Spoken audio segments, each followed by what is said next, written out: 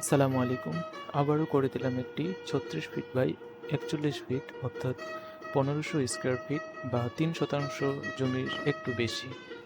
তো ১ম এ আমরা দেখাবো যে একটি একতলা বাড়ি করতে আপনার কি, কি প্রয়োজন, কিভাবে করবেন। আমরা হিসাব দিব সিমেন্ট, বালি কি পরিমাণে লাগবে এবং ১ম এ বাড়িটির চারপাশে ঘুরায়ে দেখাবো আপনাদের।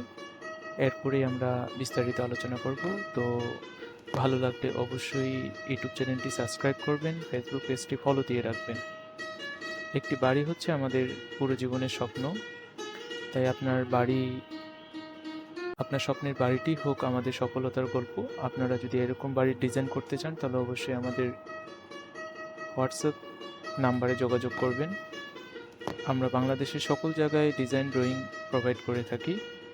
তো এই বাড়িটি গ্রামে শহরে উভয় ক্ষেত্রেই করতে পারবেন। খুবই সুন্দর করে ডিজাইন করা হয়েছে। এটি একতলা বা দুইতলা উভয়ই করতে পারবেন। যদি ভালো লাগে অবশ্যই ভিডিওটি স্কিপ করবেন না, ফুল ভিডিওটি দেখবেন। এ থেকে কিছু তথ্য আপনারা জানতে পারবেন।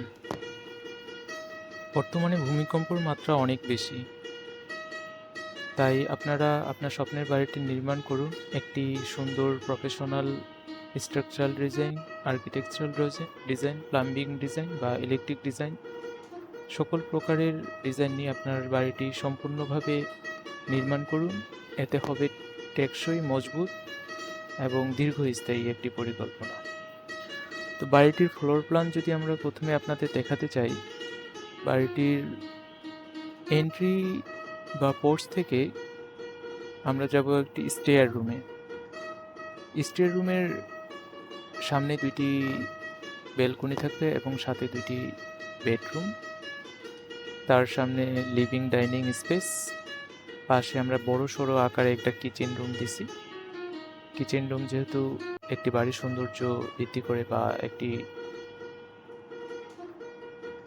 বাড়ির সবথেকে গুরুত্বপূর্ণ অংশই হচ্ছে আমাদের কিচেন, যেখানে আমরা আমাদের শরীর সুস্থ রাখার জন্য রান্নার সকল প্রকারের কার্যক্রম সেখান থেকে হয়। এরপরে আমরা অপোজিট পাশে দুইটি বেডরুম পাবো, যেখানে দুইটির সাথে আমরা অ্যাটাচ টয়লেট দিয়ে রাখছি, একটি কমন টয়লেট। আরও কিছু জায়গা আছে যেটাতে আপনারা স্টোর রুম বা প্রেয়ার রুম দিতে পারবেন। এটি আপনাদের চাহিদা অনুযায়ী আপনারা করে নিতে পারবেন। আর প্রথমে আমরা ডিজাইনটি ব্রিক দিয়ে দেখাইছি, তো এটাতে আপনারা আপনাদের মনের মতো কালার ইউজ করতে পারবেন। এরপরে বাড়িটি কি পরিমাণে খরচ হবে এ সম্পর্কে আপনাদের স্বল্প একটু ধারণা দেব।